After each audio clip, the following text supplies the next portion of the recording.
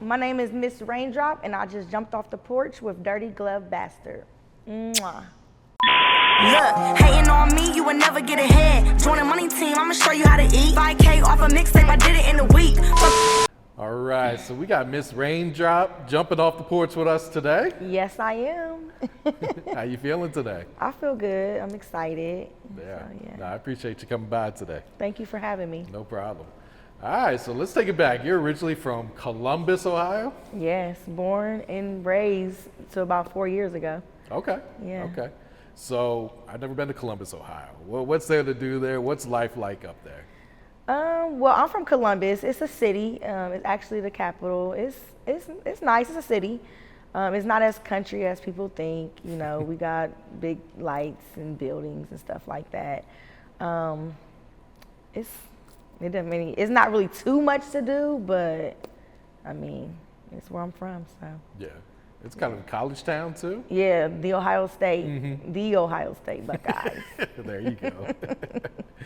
All right, so what was your childhood like? Like, what were you into as a kid growing up there? Well, a kid, like when I was younger, like before I got like a teenager, life was good, you know, spoiled by my parents. Life was great until I got about maybe 12 is when my childhood completely changed. Like I was just delinquent, I was rebellious, didn't listen to nobody.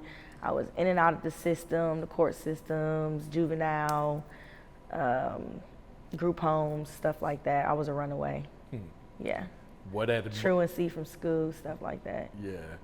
What changed that made you act out, or was it just like, all right, let me see what's out there in this world? I mean, honestly, what made me like act out, I'm not pointing the fingers at nobody or not trying to make excuses, because my mom is a great mom. You know what I mean? She did everything she had to do to provide for us. I honestly think I started acting out because they were so strict on me. Like I couldn't do nothing. Everything was no.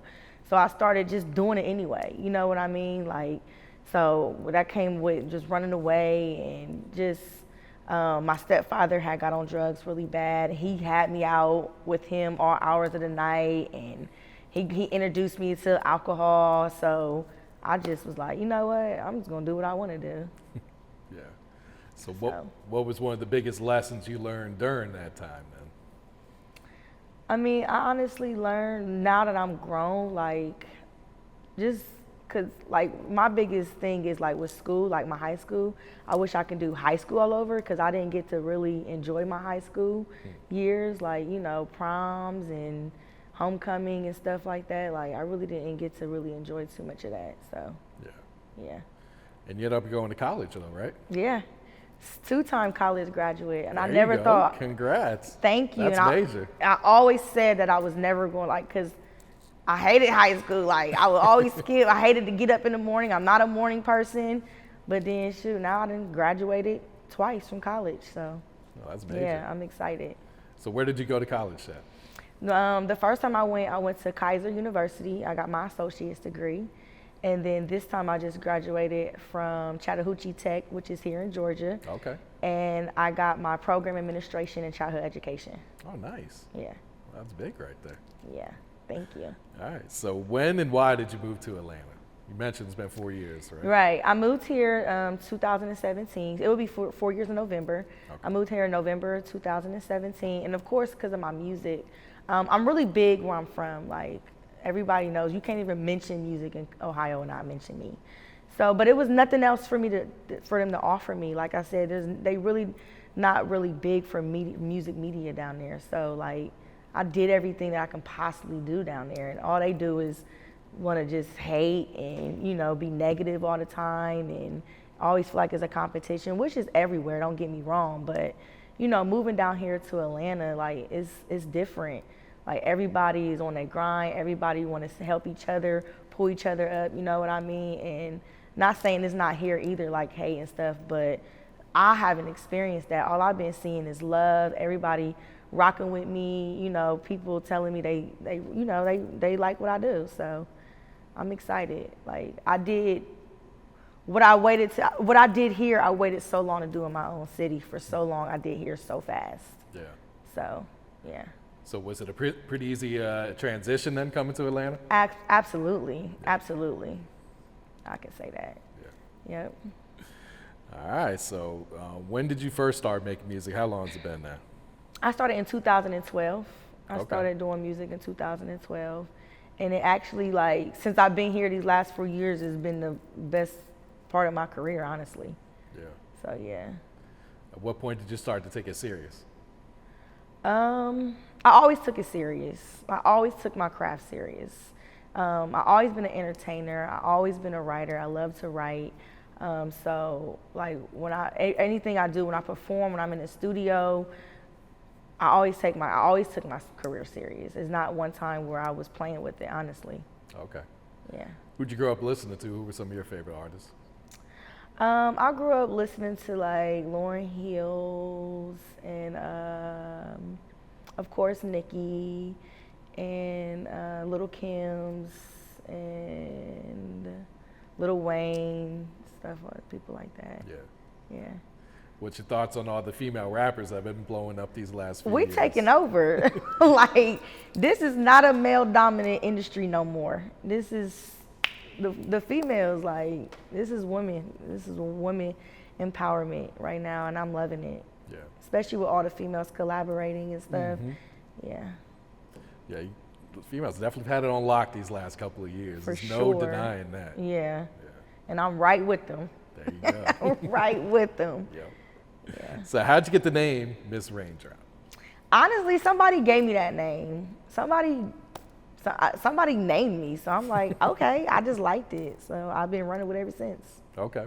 Yep. So what do you feel like brings out the best out of your music, best out of you and your music? Honestly, I feel like when I stopped writing my music and then going into the studio and recording it, because when I would write my music and then go to the studio and record it, it wouldn't be the same vibes. You know what I mean? So these last few years, I just been working like straight from the studio. I'll go to the studio, hear a beat, catch a vibe, and record, and that brings out the best in my music because it's fresh. It's right then and there. It's a fresh vibe, and I think that's how I make my best music now. Instead of just writing it and trying to go in there and record it how you wrote it and how you caught a vibe when you was writing it, like, it just don't turn out the same all the time. Yeah, no, that's very true. So what was like the first song that you had that kind of gave you a buzz up there in Columbus then? It was called Throw Them Bands. Okay. That gave me my buzz. Yeah. I had another song, but like, it was okay. But when I did Throw Them Bands, everybody went crazy. Yeah. Yeah. So what was it like watching that song take off? It was dope because I remember me and my manager at the time, we was out of town in Florida, and we was sitting there eating. And the video, he just opened the video and was like, "Do you know you're at 1,000 views already within?" It was like an hour. I'm like, dang. I'm like, that's dope. And then he was like, yeah. And then we put together a tour. I did a Throw Them Bands tour around the city, around Ohio. So I went to different cities, and it was really, really dope. That's dope. Yep. Have you been able to perform recently with the pandemic and everything? I've been performing. Yep. I've been getting booked. I got a show tonight, actually. Oh, really? Yep. Nice. At Barnacles. Okay. Yep. In Duluth. Yeah. But yeah, I've been getting booked. I've been out of state getting bookings. So yeah. That's what's up. So what would you say has been one of the biggest sacrifices you had to make for your career so far? My biggest sacrifice that I had to make for my career was honestly not having my kids for a couple of years. I had let them go live with their grandma and their dad while I came down here and got on my feet. And you know, the outside looking in like, oh, she don't got her kids, but it wasn't that I couldn't take care of them, or, you know, it was a sacrifice I had to make. You know, I had to come down here and figure it out first. You know what I mean? It's just a blessing that I was able to have a support system. So, you know, that's what people don't see, for where they just think, oh, she don't got her kids, what's going on? But that's the honest truth. Yeah. They always been good. They just wasn't with me at the time, and I feel like that was the biggest sacrifice that I made. Yeah. No, that's a big one. Yeah. That's to be away Because from they're your my kids. babies. Yeah. And one of them was right there. Okay. So yeah, like, yeah. So what has being a mother taught you about life? Being a mother, because when I had my oldest, I was still a kid myself. I was only 16. So, you know, I had to grow up with them, and they grew up with me, and it taught me how to raise my kids differently than how I was raised. You know, how to handle situations different just from, you know, putting myself in their shoes. And that helped me gain a relationship with them. And, you know, they can trust me, come to me, talk to me about anything. And that means a lot to me, you know, that it's a time to be serious, but then they know, like, you know, I got their back always. So, and then I just had my 3-year-old, so I was a little older now that I have a 3-year-old. So it's like, you know, it's way different than having a kid when you're 16 and then now having one when you're in your late 20s. So, yeah. Absolutely. Is it much of a challenge to, you know, balance your career as well as being a mother as well? Honestly, no, because I plan to the T. I'm a big planner. I always plan my days out ahead, so I know, like, what I gotta do. Like, I'm a mother every day, but when it comes to my career, like, I do my music every day too, but I balance it out. Like, okay, Mondays and Tuesdays I might do studio, you know, then I got interviews this day, and then I got shows this day, and then I always find my time to rest, which is Sundays. I don't do nothing on Sundays. There you go. I rest and I plan, okay? So no, it's not hard at all, honestly, and that's a blessing as well, because people have kids and they feel like it holds them up and it stops them from a lot, but I can honestly say I never been held up because I had kids. I always did everything I had to do. Yeah. So I never use that as an excuse. I got you. So how would you compare the music scene here in Atlanta to back at home in Columbus? 100% different. Like, I mean, it got its pros and its cons, don't get me wrong, but I don't know if it's just me. I just ain't witnessed no, like, fugazi stuff. Like, I just be around the right people, I guess. I done went on tour, been on tour with Zaytoven and everything. I be around the right people, you know, because people come down here and I feel like, you know, everybody feel like, oh, they're going to come to Atlanta and I'm just going to make things happen. I done seen people move down here and had to move back. You know, everybody can't survive everywhere, but I'm surviving. Yeah. Yeah. What do you think it would take for Columbus to get that spotlight on them? I feel like more unity. Everybody is in competition. People don't want to do features with each other because they feel like they might be hotter than them. You just see all this, the nitpick and the cattiness. Like, if people just grow up and just, you know, start and their sound, you know, we have a good sound in Ohio, don't get me wrong, but I feel like a lot of people from my city like to get like the Detroit wave. You know what I mean? And I be like, no, like, we got a whole wave here in Ohio, let's stand on it. And people don't stand on that. So I feel like if people stand on their unity there in Ohio in our own wave and focus on that and build on our own sound, then we'll be good. Yeah, absolutely. All right, so let's talk about some of these new singles. What was your inspiration for On Me? On Me, I kind of wanted to talk about where I come from and where I'm at now, where I'm heading. And that's kind of where it came about. And like I said, I was in the studio, I hired the beat, and I didn't even know what I was gonna call. I didn't call it On Me till the song was done. He was like, what you wanna call it? I'm like, that's a good question. I'm like, On Me. And I didn't even realize I kept saying I'm gonna bet it all on me until I said On Me. We listened to the song, I said, oh, it goes good. So yeah, I mean, that's basically, I just wanna I bet it all on me. Everybody be like, who's your number one? Who's your number one fan? I'm like, myself. You know what I mean? Like, I know I got what it takes to make it in the industry, and I bet everything on myself. Yeah. So that's basically where I got the inspiration from. Feedback looked like it's been pretty good too on that one. Yes, and On Me is actually charting right now on iTunes. And it is in the top 50, and nice. I'm like, the video just released today. Okay. The video doing crazy. Like, On Me is doing really, really good, honestly. Excited. I pushed On Me for 6 months in the streets before I even released it. So, like everybody was just waiting for it. Like, so I think they just went, like, I dropped it and they went to go grab it. Yeah. Yeah. They ate it up. Yeah. All right. And what about round one? Round one is honestly not released yet, but it's my next single. Round one is a whole different vibe, because one thing about me as an artist, like, I'm versatile. So I like to put out different type of versatility in my music so people can hear, because some people might not like certain songs, but I know I got a song for everybody. You know what I mean? It's always it's some song that somebody's gonna like. And I honestly have people tell me that, like, you know what, like, I wasn't rocking with you before this song, but when you drop this, like, this made me become a fan. So round one is like more that like all bar for bar type rap, you know what I mean? Because I can make music and then I'm lyricist too, so. You got it in your bag on that one, huh? Yeah. And it's actually the Uchiwali beat. We redid it and stuff, so yeah. Well, that's dope. And what about your recent music video for Throw That? Throw That is doing really, really good. And the feature on Throw That, which is Drop Boy Stacks, he's actually from my city. Okay. And he's really hot in my city. And I feel like it was good for our city to do, I needed a male feature. And I'm like, you know what, we're gonna put Drop Boy on here. He's from my city, he hot, I'm hot, let's do it for the culture. Yeah. Yeah, so we got together, we shot the video, and they loved it.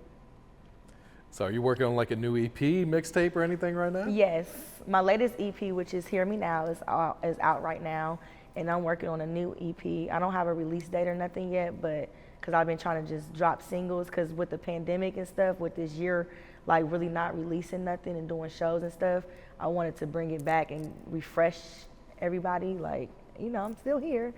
So, yeah. Do you have a title picked out for the EP? Yeah and no. I do, but I'm not for sure. Okay. Yeah. Should we expect any features on there? Yes, absolutely. And dope producers and stuff like that. Okay. Can you reveal any of the features or producers you've been working with? Not right now, because I'm, I don't want to give everything away right now. Okay. So are you signed or are you still independent right now? I'm independent. I just have management, mama's management. Okay. Yeah.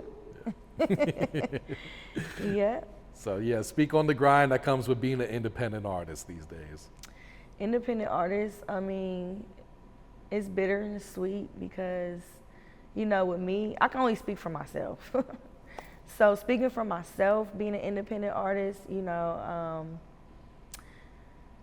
starting off was kind of rough because, you putting in all the footwork by yourself. You have people, getting everybody to believe in you and stuff, and you dealing with different management. You don't know who the right people for you, and investing into yourself, financially. But then, everything turned around for me because, like, I didn't invest in myself so much. Like, I'm finally starting to see, the outcome. And then I do have great management now who believes in me just as much as I do. And not only do I push myself, but my team push me. And then,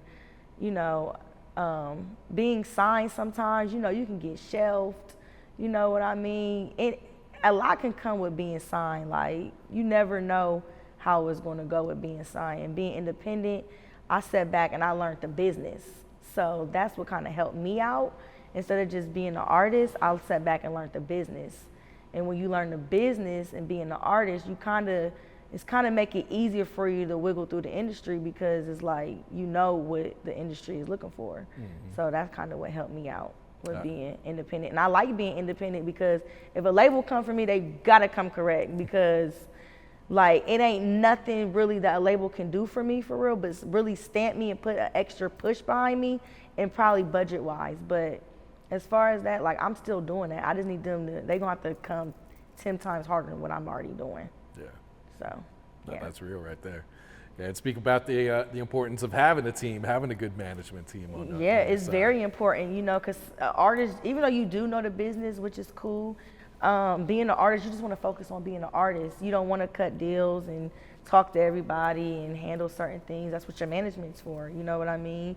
They help you book your shows, get you paid, and you just show up and, you know, do your thing. So, and they believe, like I said, they push me when I'm asleep, they up, you know, or if they sleep, I'm up. So it goes hand to hand. Yeah, I got you. What's some of your goals for your music career?